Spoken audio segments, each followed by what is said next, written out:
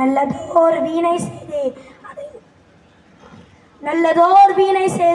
அதை நடையிட புழுதி எறிவதுண்டோ சொல்லடி சிவசக்தி.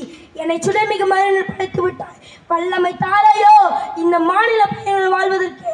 சொல்லடி சிவசக்தி.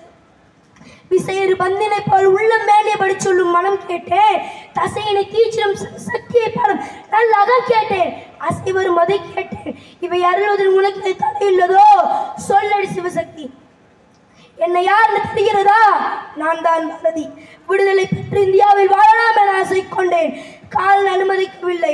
இப்பொழுது அவனிடம் சற்று அனுமதி வாங்கி வந்தேன்.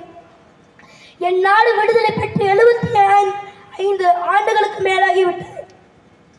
நாங்கள் உழைத்த பலனை என் மக்கள் அனுபவிக்கிறார்களா என சுற்றி பார்த்து வருகிறேன் என்று இறைவனிடம் அனுமதி வாங்கி வந்தேன். என்ன நடக்கிறது இந்த நாட்டில்? இதுதான் நான் கண்ட கனவா? அன்று வெள்ளையனின் கிழக்கிந்திய கம்பெனிக்கு அடிமைகளாக வாழ்ந்து கொண்டிருந்தோம். போராடி விரட்டினோம். விடுதலை பெற்று கையில் கொடுத்தால் மீண்டும் வெள்ளையனின் பன்னாட்டு நிறுவனமான கார்ப்பரேட் கம்பெனிக்கு அடிமைகளாக வாழ்ந்து கொண்டிருக்கிறீர்கள். இந்த அடிமைத்தன வாழ்விற்காகவா அவ்வளவு போராட்டங்கள், அவ்வளவு உயிர் பலிகள், அவ்வளவு ரத்தம் சிந்தினோம்? கேட்டாலே நெஞ்சு பொறுக்கவில்லை. நெஞ்சு பொறுக்கவில்லை இந்த நிலைகட்ட மனிதரை நினைந்து விட்டால் அஞ்சு சாவார். இவர் அஞ்சாத பொருள் அவனிலே 5 பேர்கள் என்பார், அந்த மரத்தில் என்பார், இந்த குளத்தில் என்பார், துஞ்சிது முகட்டில் என்பார். எண்ணி பயப்படுவார், மிக துயர்படுவார்.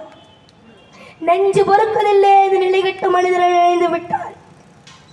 அதென்ன மக்களாட்சி? எனக்கொன்றும் விளங்கவில்லை. உங்களில் ஒருவனை தேர்ந்தெடுக்கிறீர்கள், அவனுக்கு வெள்ளை வேட்டி, வெள்ளை சட்டை, சீருடை வேறு, சொகுசு வாகனம், அரசு மாளிகை, உதவியாளர் மற்றும் பல சலுகைகள். இது போக அவனை தலைவன் என்று அழைக்கிறீர்கள். சரி, தலைவனுக்கு எதற்காக பாதுகாப்பு? அவன் மகிழ்ச்சியில் செல்லும் போது முன்னும் பின்னுமாக 20 காவலர்கள்.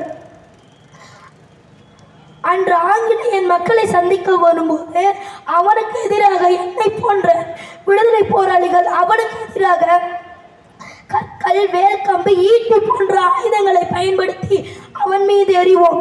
அதற்கு பயந்து அவன் காவல்துறையுடன் மக்களை சந்திக்க வந்தான். ஆனால் இன்று உங்களில் ஒருவருக்கு எதற்காக இவ்வளவு பாதுகாப்பு? ஒருவனை கண்டேன், ஓங்கி ஒலிக்கும் ஒளிவாங்கிய கொண்டு உரத்த குரல் உலக தமிழர் தன் பக்கம் திருப்பின ஒரு தமிழனை கண்டேன். என் பேரனை கண்டேன். ஆமாம், என்னை பாட்டன் என்கிறான். அவன் பின் நிற்பவர் அனைவரும் சாதி பார்த்து பழகுவதில்லை, சாதி பார்ப்பவரிடம் அவர்கள் பழகுவதே இல்லை. மகிழ்ந்தேன், என்னை கண்டேன், அவனில் என்னை கண்டேன், மகிழ்ந்தேன். பட்ட பாடுகள் வீணாகவில்லை என்பதை உணர்ந்தேன். அவனே சீமான்,